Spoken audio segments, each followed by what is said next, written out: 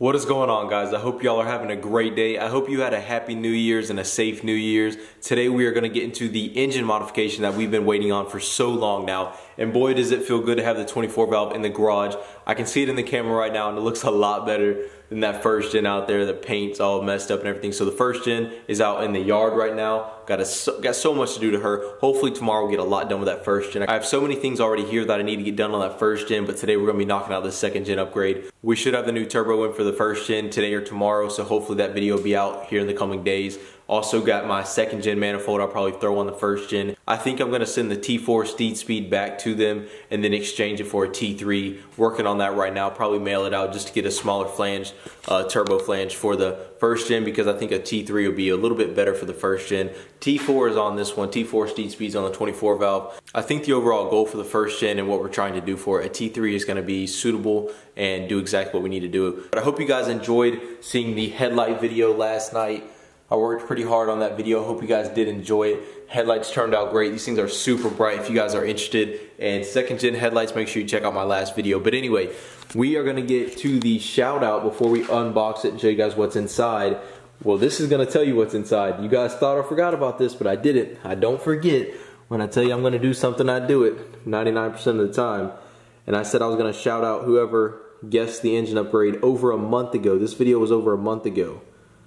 And Hunter Texter guessed it. Engine upgrade is some electric fans. These are some Flex-a-lite electric fans.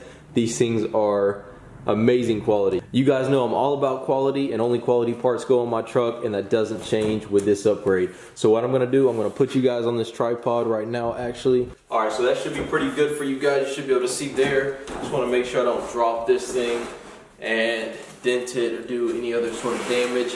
So, if you guys are, there's another one of these by the way, I just haven't fully pulled it out of the box. So if you guys are kinda wanting to get some intel on where things are going with like the truck game nowadays, everyone's going to electric fans. It's kind of like how everyone switched to LED a few years ago from HIDs. You know, probably what was that, like a few years back or so. But everyone is switching to electric fans in the diesel community. Performance-wise, reliability-wise, it's just an all-around better system to run rather than your normal fan clutch. It deletes the fan clutch completely, which raises horsepower. I think people are getting around 15 horsepower proven on the dyno. And about 10 degrees in temperature, 10 to 15 degrees in temperature. These are like real statistics. Now you guys are probably saying, well, hey, it's in the wintertime. We really don't need engine temperature drops too much right now. But hey, it's completely other aspect to it. Dropping your engine temps is not the only thing that this electric fan system does. Like I said, it saves power by deleting the fan clutch, so it raises horsepower. It doesn't take as much energy. There's a lot less strain on the motor. There's a lot of things. You guys can look up Flex-a-lite. I'll leave their link in the description below. Only system I run on my truck. Don't run those cheap O'Reilly freaking electric fans. They're not going to be good. So give Flex-a-lite a call, get some more information on it. I'm going to get this thing completely out of the box so you guys can see what a beauty this bad boy is. We got some wiring down there that we'll get out here in a second. Also, I think a sticker and some hardware. But we'll show you guys the back end of this. This is the controller I was kind of referring to a minute ago. Give you guys kind of a close-up. Obviously, power wire going to run to our batteries. One of our batteries, ground wire, is going to run also to one of our batteries, or wherever you prefer it run to. This control system right here. I know we're going to have to run a wire. Here's some more. You guys can see right here. They give you, wow. They give you everything you need. That's pretty awesome. So these connectors, you guys can see the connectors in there. Give you pretty much everything you need. They're gonna run into these little slots right here. One of them is gonna go to our AC compressor. One of them is gonna go to our blower. And then one of them is gonna be actually a probe. There should be a probe in here. One of them is going to go to a probe that's going to stick inside of our radiator so we can get our temperature. So this thing is going to get our temperatures to our radiator and see how hot the coolant is and really give this thing a good idea. This is like the brain of the electric fans right here. Tell it when it needs to come on, when it needs to cut off. And that's how, this is just the overall smarter system to run than a fan clutch. I'll show you guys first before I put it down in the box what's left in here. You guys know I like to show you everything, all the goodies in the boxes. So, what's left in the box, we're going to take everything out. We got, wow, that was loud. We got some brackets.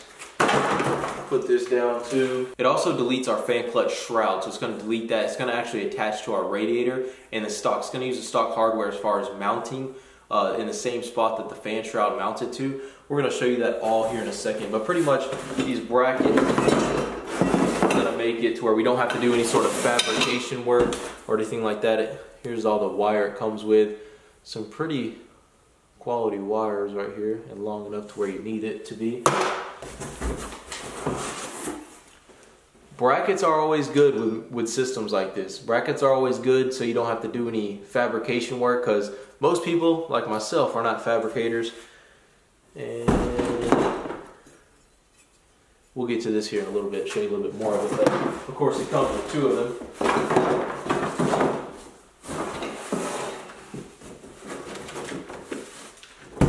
And the only things left in the box was some more hardware, probably mounting hardware is what I'd guess right off the top of my head, but don't quote me on that. We'll get to it here in a little bit. Here's the company. I'll be leaving their information in the description down below. Great company to work with. I actually had some questions for them. They got to me back really quickly and answered my questions professionally, and the other bracket. So I'm going to put all this stuff down, lay it out, pop the hood open, and we'll start with this.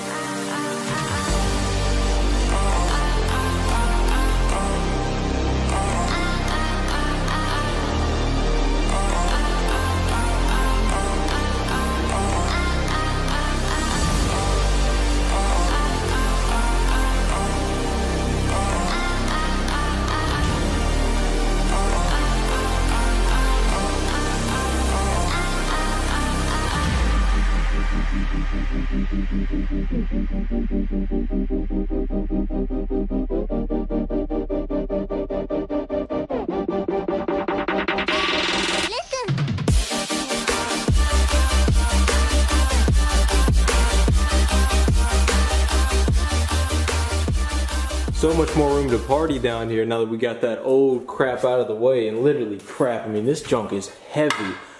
Like if you've never held a radiator fan before, a clutch fan, whatever you want to call it, they're heavy, they got some weight to it. And this plastic crap out of the way. But all in all, it was really easy to get out. And plus you can use an air hammer, because you're not going to be using this anymore, so you can use an air hammer to this back nut.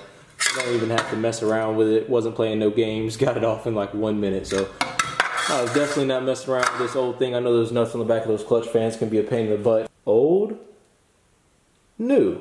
And I'll show you guys this probe I was telling you about earlier. It's actually in a separate package, but here's the probe I was telling you guys. It actually goes into the radiator. You can see it right there. You want this to go as close as you can to the inlet on the radiator side. So the inlet on the top towards the right driver's side. This is where you want to stick that thing closest to. You want to stick it through the fins, and then of course you see the wiring connector right there. Obviously that's going to go back towards your main control box. The reason I'm kind of showing and talking about it outside of here is because you guys can see a lot better. Because once I put this thing in, which I'm about to do right now, after I put these brackets on, I got to throw these brackets on it real quick.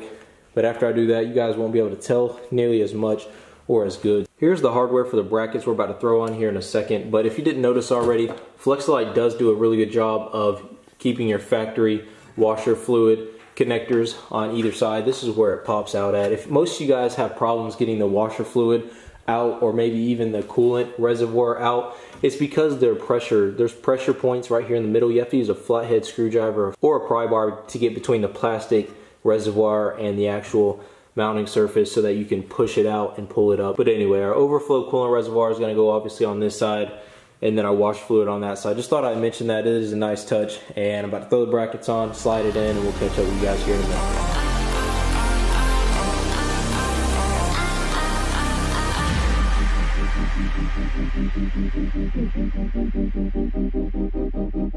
Alright guys, I know we talked about it a little bit earlier, but we're going to talk about the wiring again because I know that can be a hassle for most people, and I just want to cover it before we get ahead of ourselves and before... Oh, by the way, before I get sidetracked, I just released my Snapchat on Instagram just now. So if you guys want to get sneak peeks of all the new upgrades coming to the channel, follow me on Snapchat at ParoDoXz24V. It was going to be ParoDoXz, but one of you guys took it. One of you guys took ParoDoXz, so I had to use ParoDoXz24V for the channel Snapchat. So everything, I'm releasing the headlights early on it.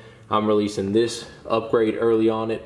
Everything from now on for the 12 valve or 24 valve or mud riding or any sort of video is going to get released on Snapchat early. So follow me on Snapchat. I'll try to answer you guys and respond to your questions as much as I possibly can. But don't be upset like if I can't respond to all of them. I'll try to do the best I can. But anyway, back to this wiring. So I actually forgot it came with instructions. I haven't used the instructions the entire time because it's been so self-explanatory. It's been one of the easiest installs I've ever done. Everything just lines up. But the wiring, like I said, I definitely don't want to get this wrong. So I did actually pull out the instructions for the first time, just so I could see, because it comes with a circuit breaker, and I wanted to be able to tell if this will focus so you guys can see. Focus. All right, there it goes. Bam. So I wanted to be able to see, you see it has a copper side and a stainless side. I wanted to be able to make sure what side ran what, because I know this runs from the positive on the controller to the battery terminal, but from the controller to the breaker is actually going to be right here on the stainless side, and the copper side is going to be from the circuit breaker to the positive on the battery terminal. Whichever battery terminal you decide, whether it be passenger or driver side battery terminal, that's how this thing works. And it actually is pretty cool. By the way, Flex-a-lite, between butt connectors and zip ties, I mean, you get everything you need. They give you, wires, they give you all the wiring you need, the right gauge wire you need, the thickness. I mean, it's amazing kit. They actually give you this case too for the circuit breaker, this rubberized case for water resistance. I thought that was pretty cool. So you put this around the circuit breaker, and it helps it. You can mount the circuit breaker wherever you want. I haven't decided where I'm going to mount it yet, but it does come with screws. If I can, there's some screws right there.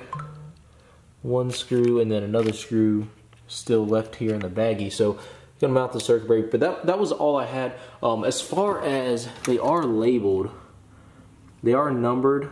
So 10 and 11, this is actually going to be your probe going to your radiator that we talked about earlier. So you're going to leave a 1/4 inch of this probe out for maximum efficiency with the reading. That's going to be your 10 and 11 slot on this controller. And it gives you a diagram. You can pause your screen right here if you're interested in buying this product. As long as you just go with the instructions, you're going to have no problem. It goes from very beginning to taking off, you know, the water reservoir or the coolant reservoir, and everything from OEM to this. It even shows a picture of the probe going into the radiator. I was about to show you something, but I can't remember what I was about to show you. Let's see if I can find it. Oh, here we go. So the variable speed controller. So this is kind of interesting because at the set temperature, the fans will come on at 60%. This reduces the load on your charging system. If the temperature rises, the fan speed will increase. If your set temperature is to 195 degrees Fahrenheit, then between 195 and 205, the span will increase from 60% to 100%. So after a 10 degree rise from the set point, the fan will be running at 100%.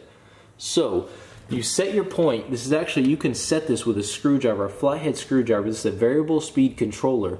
So by turning and putting your flathead screwdriver in there, you can move it from, I believe, 160 degrees or something like that.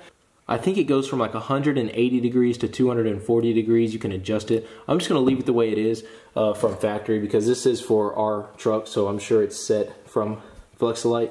So I'm not going to adjust it. I don't feel I need to right now, but I could always come back later. We're going to have so much room in the engine bay to get back to this if we need to. We can always adjust down the road. But anyway, that is a overview of the wiring. Pretty much after our power and ground and our probe wires, we're going to be running one of them to our blower and the fuse box and the main fuse box in the engine bay, and then the other one to our power and our AC compressor using our voltmeter that I had out earlier but don't remember where I put it. But yeah, we'll get it all done. I'll show you guys what it looks like here in a minute once I'm complete.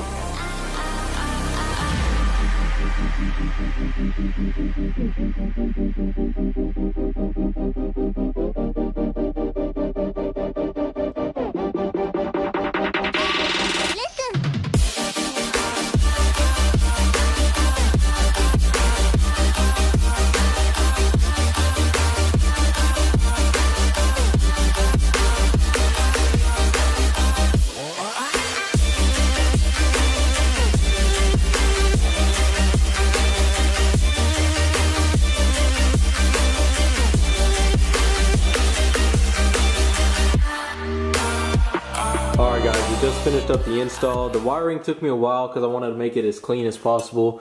Kind of looks like a little bit of a cluster right there, but we did the best we can, and we can even clean it up some more eventually. I just got done filling up the coolant. We are using half and half on this one. We did have to drain the radiator fluid. We went ahead and flushed it, put some new coolant in there. It was about time anyway, but we just finished it off, and we're gonna, of course, fill it off once it gets up to operating temperature, top it off tomorrow, and probably keep checking it the next few days. But I'm gonna set you guys up on the tripod. We're gonna get the first start up with the new electric fans. I'm excited. Drop a like if you are. It really helps a lot.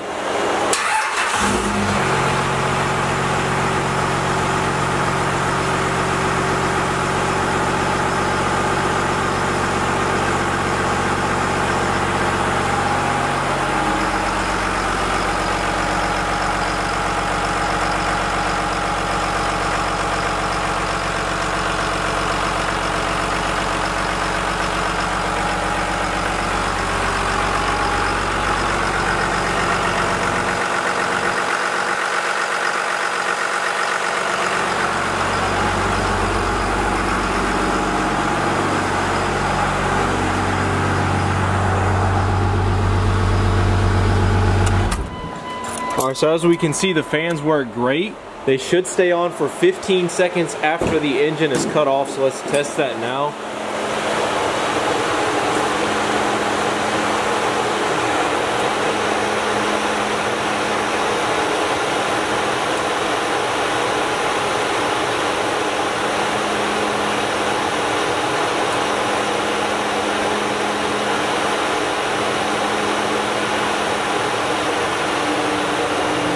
Now they're starting to slow down. It's been about 15 seconds. Awesome, perfect.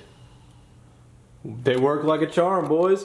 So as you can see, long highway trips, if you say you're towing heavy and you just get off the highway, you just cut your truck off course, let your turbo oil down, things like that, get some fresh oil in the turbo, keep it running for a little bit. Even after you shut off the truck, the fans will stay on, and you can set them to stay on even longer than that, but that's just how they come from Flex-a-lite. I think that's an awesome feature. Think of it as kind of like a turbo timer if you guys are familiar with them. I actually have a turbo timer, I just don't run it. But you can think of it like a turbo timer for your engine. So I think that's an awesome addition. I actually just picked up a switch too. I ran to the store and picked up a switch, so that also had to pick up some new gloves and stuff. I like these gloves right here. But some shop towels, some things that you guys aren't gonna see yet, and some connectors. But this switch right here, so I'm actually going to wire up this switch as well, just in case I don't have my AC on, because it's connected to the AC and it's automatically going to run with the AC, and the fans don't cut on until you set it to. And right now, like I said, I have it to 100 and sounds like a loud ragged out Chevy, but I have it set to 195 degrees right now, so these fans aren't going to cut on unless your AC is on, or unless it gets to 195 degrees. That's how it's set up. So just in case, you know, I'm not at 195 degrees, I don't want my AC on for whatever reason, I am going to wire a switch to it as well. And the number 6 slot in that controller you guys saw, the number 6 slot is the one you wire up the controller to, so that you can have all ultimate, you know, demand on when you want your fans on or off. So I'm going to wire that up off camera. But just so you guys know, the turbo did show up for the 12 valve. Not going to show you guys anything like that. Going to keep the camera off of it, but that is going to be in the next video. We're going to talk about it in the next video. Probably unbox it and tell you guys why I went with the turbo I did. But that is going to do it for this video. Flex-a-lite's information will be down in the description below. Make sure you guys check them out. Great company. I hope you guys did enjoy this video. If you did, as always, leave a like down below. If you're new to the channel, make sure you subscribe. Always got something going on in the garage. And also, thank you for making it all the way to the end of this video. I know it was kind of a longer one than normal, but I'll see you guys in the next one. Ain't nothing gonna stop me now. Ain't nothing gonna stop this boy. Ain't nothing gonna stop me now.